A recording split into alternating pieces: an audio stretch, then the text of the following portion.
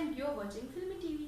आज मैं जिस फिल्म का रिव्यू करने वाली हूँ वो ना तो कोई एक्शन फिल्म है और ना ही कोई रोमांटिक फिल्म। ये एक डॉक्यूमेंट्री फिल्म है जिसका नाम है secret of Sinauli, directed by Neeraj Pandey and presented by Manoj Bajpayee. बहुत से लोग सोच रहे होंगे कि टॉपिक से भटक कर हमें सिर्फ बोर करने वाली चीज़ें दिखाई जाने वाली ये डॉक्यूमेंट्री फिल्म हम आखिर क्यों देखें। तो मैं आपको बता दूं कि जिसने ये डॉक्यूमेंट्री फिल्म देखी है वो इसकी तारीफ करते नहीं थकते, क्योंकि इस फिल्म के अंदर हमारे भारत की ज़मीन की तहों में छिपा इतिहास क्या क्या कहानियां बयां करता है, ये इस डॉक्यूमेंट्री में बहुत ही अच्छे और सटीक तरीके से समझाया गया है। इस डॉक्यूमेंट्री फिल्म में हमें बताया गया कि 2005 में यूपी के एक गांव सिनौली में एक किसान अपने खेत को तैयार कर रहा था अपनी फसल के लिए, कि खुदाई वगैरह में उसको कुछ गहने और तांबे के कुछ बर्तन मिले जो उसने अपने पास रख लिए। और ये बात गांव में धीरे धीरे आग की तरफ फैल गई और ये बात पहुंची फिर पुरातत्व विभाग यानी कि एएसआई तक, और उन्होंने वहां आकर फिर खुदाई शुरू कर दी।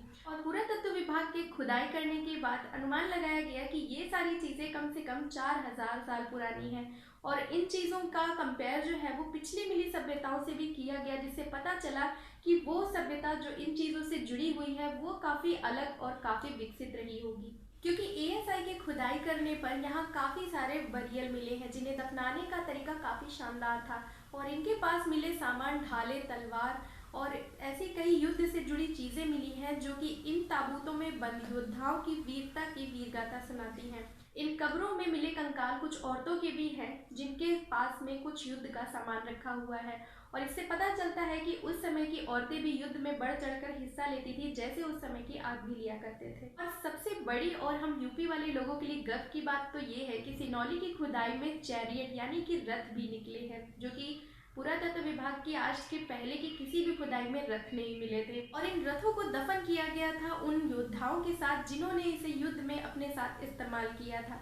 इन कब्रों में से एक कब्र ऐसी भी है जो काफ़ी मिस्टीरियस है और इसके बारे में जानने में आपको काफ़ी इंटरेस्ट आएगा इस डॉक्यूमेंट्री फिल्म को देखने के बाद। लेकिन अगर आपको ये फिल्म देखनी है तो आप डिस्कवरी प्लस इंडिया पर जाकर देख सकते हैं। सीक्रेट ऑफ सिनौली बहुत ही अच्छी डॉक्यूमेंट्री फिल्म है जो कि हमारे लिए नॉलेजेबल तो है ही, इसके साथ साथ हमें एक नई तरह की सभ्यता के बारे में जानने का मौका मिलता है।